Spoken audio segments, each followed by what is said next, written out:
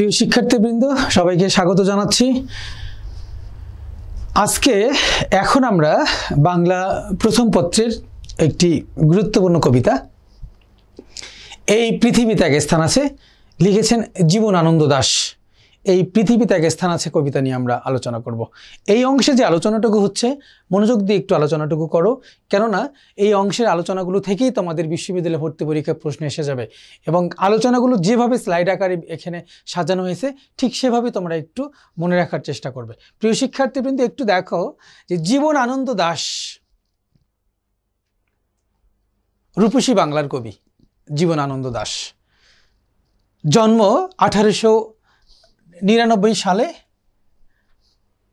বরিশাল, মৃত্যুবরণ করেন 1954 সালে। রূপসী বাংলার কবি জীবনানন্দ দাশ। জীবনানন্দ দাশ সম্পর্কে যদি আমরা একটু বিস্তারিত জানতে চাই, দেখব যে আধুনিক কাব্যের অন্যতম শ্রেষ্ঠ কবি বলা হয় জীবনানন্দ দাশকে। যে আধুনিক বাংলা কাব্যের অন্যতম শ্রেষ্ঠ কবি জীবনানন্দ দাশ। পিতা সত্যানন্দ দাশ ছিলেন বরিশাল ব্রজমোহন স্কুলের প্রধান শিক্ষক এবং মা কুসুম কুমারী দাস। আমাদের দেশে হবে সেই ছেলে কবে, কথায় না বড় হয়ে কাজে বড় হবে। আমরা ছোটবেলায় পড়েছিলাম। কুসুম কুমারী দাস ছিলেন সেকালের বিখ্যাত একজন কবি, মহিলা কবি। কুসুম কুমারী দাসের সন্তানই হচ্ছেন জীবনানন্দ দাশ। জীবনানন্দ দাশ ইংরেজি সাহিত্যের অধ্যাপক ছিলেন। যদি প্রশ্ন আসে জীবনানন্দ দাশের পেশা কী ছিলেন, তখন তোমরা দিবা অধ্যাপক। অধ্যাপনা করতেন কোন বিষয়ে? ইংরেজি সাহিত্য। অসাধারণ কাব্য বৈশিষ্ট্য, জীবনানন্দ দাশের যে অসাধারণ কাব্য বৈশিষ্ট্যকে, তার যে কাব্য বৈশিষ্ট্যকে রবীন্দ্রনাথ ঠাকুর কি বলেছিলেন? চিত্ররূপময়। খুব ইম্পর্টেন্ট এই বিষয়টি, তোমাদের এমসিকিউ আকারে আসবে যে জীবনানন্দ দাশের কাব্য বৈশিষ্ট্যকে রবীন্দ্রনাথ ঠাকুর কি বলে অভিহিত করেছেন? চিত্ররূপময়। একটু খেয়াল করে দেখো, চিত্ররূপময়। বুদ্ধদেব বসু জীবনানন্দ দাশকে আখ্যায়িত করেছিলেন কি? নির্জনতম কবি। কি হিসেবে? নির্জনতম কবি হিসেবে। তার যে নিসর্গ বিষয়ক কবিতা, এই কবিতাগুলো বাঙালির জাতিসত্তা বিকাশের আন্দোলন এবং 1971-এর যে মহান মুক্তিযুদ্ধ, এই মুক্তিযুদ্ধে যে সংগ্রামী জনতাকে অনুপ্রাণিত করেছিলেন। খুব ইম্পর্টেন্ট একটা বিষয়। 1954 সালের 22 অক্টোবর কলকাতায় ট্রাম দুর্ঘটনায় আকস্মিকভাবে আমাদের মৃত্যু হয় জীবনানন্দ দাশের। এই জিনিসটা একটু দিবা যে ট্রাম দুর্ঘটনা, আচ্ছা কত সালে? 1954 সালে। একটু খেয়াল করে দেখো প্রিয় শিক্ষার্থীবৃন্দ। জীবনানন্দ দাশের যে সৃষ্টিকর্মগুলো, সাহিত্যকর্মগুলো, এর মধ্যে দেখো কাব্যগ্রন্থ ঝরা পালক, ধূসর পাণ্ডুলিপি খুব বিখ্যাত। বনলতা সেন অনেক বেশি বিখ্যাত একটি কাব্যগ্রন্থ আমাদের জীবনানন্দ দাশের। জীবনানন্দ দাশের কাব্যগ্রন্থের কথা মনে আসলে আমাদের এই বনলতা সেনের কথা মনে আসে। মহাপৃথিবী, 7টি তারার তিমির, রূপসী বাংলা। আমরা আগে বলেছিলাম যে রূপসী বাংলার কবি বলা হয় জীবনানন্দ দাশকে। বেলা অবেলা কালবেলা, এইগুলো হচ্ছে তার কাব্যগ্রন্থ। তার উপন্যাস হচ্ছে মাল্যবান, সুতীর্থ, কল্যাণী।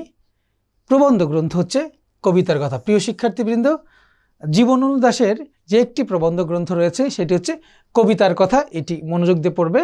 তার সম্পাদনে একটি পত্রিকা ছিল, নাম হচ্ছে দৈনিক স্বরাজ। এরপর খেয়াল করো প্রিয় শিক্ষার্থীবৃন্দ, জীবনানন্দ দাশের যে কাব্যগ্রন্থগুলো রয়েছে সেই কাব্যগ্রন্থগুলো মনে রাখার উপায় এখানে লেখানো রয়েছে। যে রূপসী বাংলার পাখির ঝরা পালক দেখে বনলতা সেন তার কাব্যের ধূসর পাণ্ডুলিপিতে মহাপৃথিবীর বেলা অবেলা কালবেলায় যে কার্য হয় তা উল্লেখ করেছিলেন। তোমরা যদি এইভাবে মনে রাখো তাহলে পরীক্ষার হলে গিয়ে তোমরা একটু কম দ্বিধাগ্রস্ত হবে। প্রিয় শিক্ষার্থীবৃন্দ, আমরা দেখবো যে এই পৃথিবীতে এক স্থান আছে, এই কবিতাটি জীবনানন্দ দাশের যে রূপসী বাংলা, তার একটি বিখ্যাত কাব্যগ্রন্থ। এই রূপসী বাংলার অন্তর্ভুক্ত এই কবিতাটি। এবং আমরা যে বিষয়টি এর পরে খেয়াল করছি যে কবিতার যে ছন্দ বিশ্লেষণ, তোমাদেরকে আগেই বলেছি প্রত্যেকটি ক্লাসই তোমরা খেয়াল করে দেখবা, প্রত্যেকটি কবিতার ছন্দ বিশ্লেষণটা তোমরা একটু মনে রাখবে। দেখো কি বলা হয়েছে যে এই পৃথিবীতে এক স্থান আছে কবিতাটি 10 পংক্তি। প্রতি পংক্তি 22 মাত্রায় রচিত একটি সনেট বা চতুর্দশপদী কবিতা। এটাকে আমরা সনেটও বলতে পারি, চতুর্দশপদী কবিতাও বলতে পারি। প্রসঙ্গত তোমাদের সনেট, চতুর্দশপদী কবিতা বলি, অক্ষরবৃত্ত, মাত্রাবৃত্ত, স্বরবৃত্ত, এই আলোচনাগুলো আমরা কোনো না কোনো সময় করেছি বা করব। দেখো কি বলে, প্রতি পংক্তি 8, 8 এবং 6। তোমাদেরকে আগে বলেছিলাম যদি কখনো কোনো কবিতার প্রথম পর্বের তোমরা 8 মাত্রা দেখো, সেই কবিতাটি নিশ্চিতভাবে তোমরা বলবা এটি হচ্ছে অক্ষরবৃত্ত। ছন্দ বিচারে এটি অক্ষরবৃত্ত পয়ার ছন্দের অন্তর্ভুক্ত। খুব ইম্পর্টেন্ট এই কথাটি। কবিতাটির অন্তমিল বা চরণ যথাক্রমে এরকম, দেখো যে ক খ, ক খ, গ ঘ, গ ঘ, মো মো, অর্থাৎ এটি তোমরা অনেকে মুখস্থ করে ফেলো। সেক্ষেত্রে একটু তোমরা দেখবা কবিতার প্রত্যেকটি লাইন যদি তোমরা ব্যাখ্যা করো, অর্থাৎ কবিতার লাইনের অন্তমিল অর্থাৎ শেষের যে মিল, শেষের মিলগুলো এরকম করে দেখবা। দেখো প্রথম লাইনের সাথে তৃতীয় লাইন, দ্বিতীয় লাইনের সাথে চতুর্থ লাইন, এরপর দেখো পঞ্চম লাইনের সাথে সপ্তম লাইন, 7 নম্বর লাইন, 6 নম্বর লাইনের সাথে 8 নম্বর লাইন, এরপর দেখো 9-এর সাথে 11, 10-এর সাথে 12 আর 13 এবং 14 এই দুটোর মধ্যে অন্তমিল রয়েছে। অর্থাৎ অন্তমিলগুলো আমরা যেমন মুখস্থ করি যে কক খক কক খক, এইভাবে না করে তোমরা যদি কবিতাটি একদম সামনে নিয়ে যদি বিশ্লেষণ করে দেখো, তখন তোমরা এই অন্তমিলগুলো এইভাবে খুঁজে পাবা। এটা হচ্ছে তোমাদের জন্য খুব সহজ এবং বেসিক একটি কথা। এটা না করে তোমরা অনেকে মুখস্থ করে ফেলো এবং মুখস্থ করা মানে তোমরা ভুলে যাও। কবিতাটি পড়ে আমরা যা শিখছি, দেখো কি শিখছি এই কবিতাটি পড়ে। এই কবিতাটি পড়ে বাংলার যে শ্যামল প্রকৃতির যে রূপবৈচিত্র্য সম্পর্কে আমরা জানতে পাচ্ছি। আমরা গান গাচ্ছি যে এমন দেশটি কোথাও খুঁজে পাবে না কো তুমি, সকল দেশে রানী সেজে আমার জন্মভূমি। অর্থাৎ বাংলার যে অপরূপ সৌন্দর্য, বাংলার যে প্রাকৃতিক সৌন্দর্য, নৈসর্গিক সৌন্দর্য, সেই বিষয়গুলো সম্পর্কে আমরা একটু দেখব। যে বাংলার সবুজ মাঠ, গাছপালা, পরিবেশ সম্পর্কে আমরা জানতে পারবো। কবির প্রিয় স্বদেশের নদ নদী, তাহলে কি কি জানতে পারবো? দেখো বাংলার শ্যামল প্রকৃতির রূপ বৈচিত্র্য সম্পর্কে জানতে পারবো, বৃক্ষরাজি সম্পর্কে জানতে পারবো, নদ নদী এবং সেগুলোর গতি প্রকৃতি সম্পর্কে জানতে পারবো, বাংলার রূপ বৈচিত্র্যের প্রকাশক যে নানা উপকরণ, সেই উপকরণগুলো সম্পর্কে আমরা জানতে পারবো।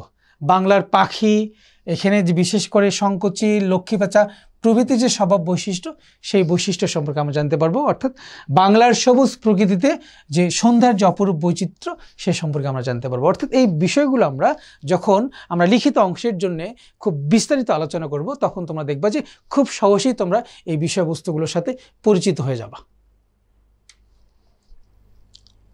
প্রিয় শিক্ষার্থীবৃন্দ, এখন দেখো এই কবিতাটির সারমর্ম বা মূল কথা যদি আমরা একটু আলোচনা করি, দেখো কি বলা হয়েছে যে বাংলা কাব্যে আধুনিকতার পথিকৃতের অন্যতম হচ্ছে জীবনানন্দ দাশ। অর্থাৎ আধুনিক কবিদের যে পথিকৃত জীবনানন্দ দাশ, এই পৃথিবীতে এক স্থান আছে কবিতাটি কবির রূপসী বাংলা কাব্যের অন্তর্গত। এটি আমরা আগেই বলেছি কোন কাব্যগ্রন্থের অন্তর্গত, রূপসী বাংলা কাব্যগ্রন্থের অন্তর্গত। অর্থাৎ বাংলার যে অপরূপ সৌন্দর্য, এটি কবি সাবলীল ছন্দে অনন্য সাধারণ ভঙ্গিমায় উপস্থাপন করেছেন।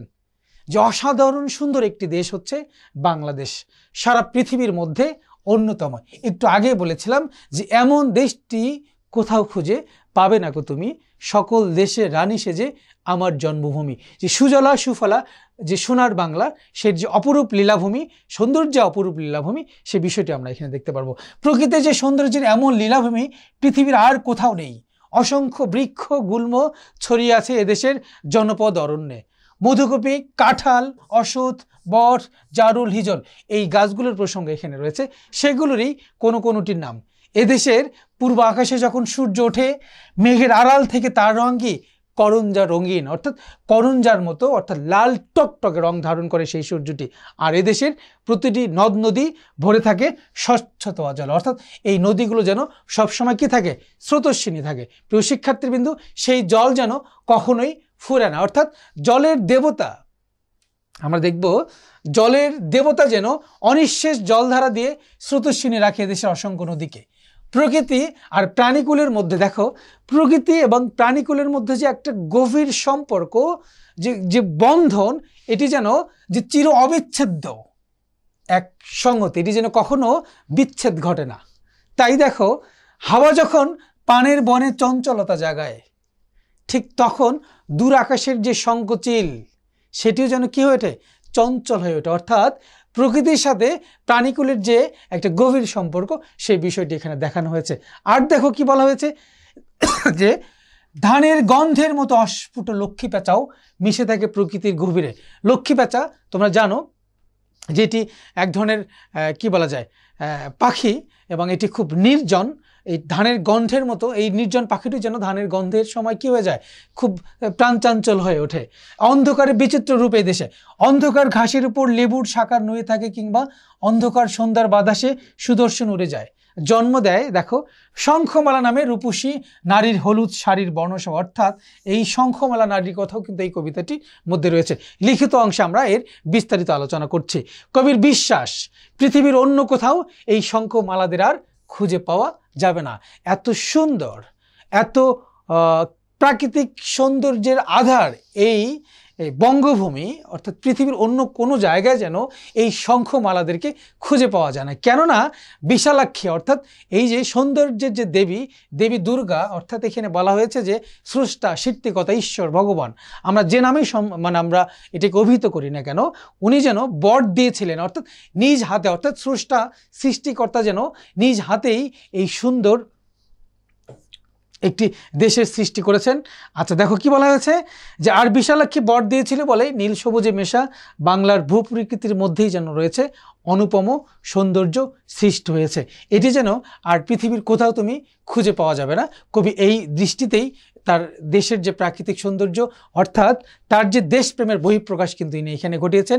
এবং আমরা আগে বলেছি যে জীবনানন্দ দাশকে বলা হয়েছে কি রূপসী বাংলার কবি, অর্থাৎ বাংলাদেশের যে প্রাকৃতিক সৌন্দর্য, যে নৈসর্গিক সৌন্দর্য, এই সৌন্দর্যে কবি খুব বেশি পরিমাণে বিমোহিত ছিল।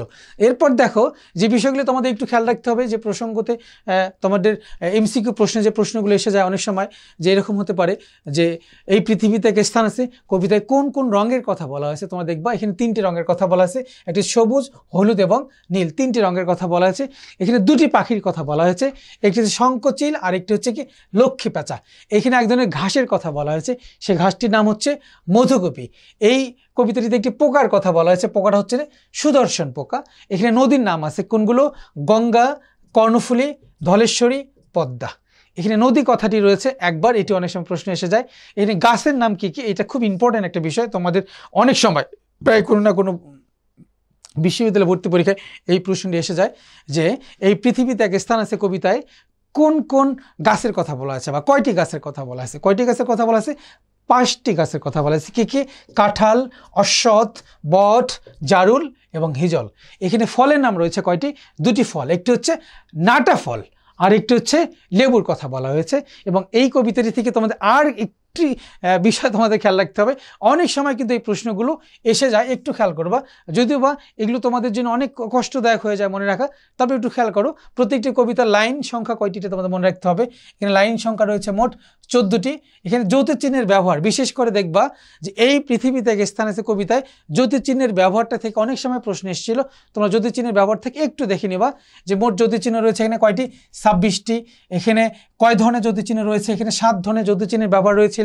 এখানে ড্যাশ চিহ্ন রয়েছিল 4টি, কোলন চিহ্ন রয়েছে 3টি, ইলিক চিহ্ন 2টি, সেমিকোলন 7টি, পাদচ্ছেদ অর্থাৎ পাদচ্ছেদ রয়েছে কয়টি, 7টি, হাইফেন রয়েছে 2টি, আর পূর্ণচ্ছেদ অর্থাৎ দাড়ি রয়েছে কয়টি, 1টি। পাদচ্ছেদ হচ্ছে কমা, প্রিয় শিক্ষার্থীবৃন্দ একটু খেয়াল করে দেখো, পাদচ্ছেদ হচ্ছে কি কমা। আচ্ছা এরপর খেয়াল করো, যদি ব্যাকরণ ভিত্তিক অভিক্ষাগুলো আমরা একটু কথা বলে রাখি, যদিও বা তোমাদের লিখিত অংশে এগুলো বিস্তারিত আলোচনা করা রয়েছে, তোমরা একটু দেখে নেবা যে ব্যাকরণিক অভিক্ষা। কেননা বাংলা প্রথম পত্রে যে ব্যাকরণিক অভিক্ষাগুলো রয়েছে, এই অভিক্ষাগুলো তোমরা খুব করে খেয়াল করবো, কেননা এই প্রথম পত্রের ব্যাকরণিক অভিক্ষাগুলো থেকেই কিন্তু তোমাদের ব্যাকরণ অংশের যে প্রশ্নগুলো, সেটা ম্যাক্সিমাম প্রশ্ন কিন্তু এই জায়গা থেকে হয়ে থাকে। তো আমাদের এই স্লাইডটি তোমরা একটু গভীর মনোযোগ দিয়ে দেখে নেবা। প্রিয় শিক্ষার্থীবৃন্দ, এই পৃথিবী থেকে স্থান আছে কবিতার লিখিত অংশে যখন আমরা আলোচনা করব, তখন এর বিস্তারিত অংশগুলো তোমরা খুঁজে পাবা। এমসিকিউ অংশের জন্য এই বিষয়গুলো যদি তোমরা মনোযোগ দিয়ে পড়ো, ইনশাআল্লাহ তোমরা এখান থেকেই প্রশ্ন কমন পাবে। তো আজকে এখানে শেষ করছি, আল্লাহ হাফেজ।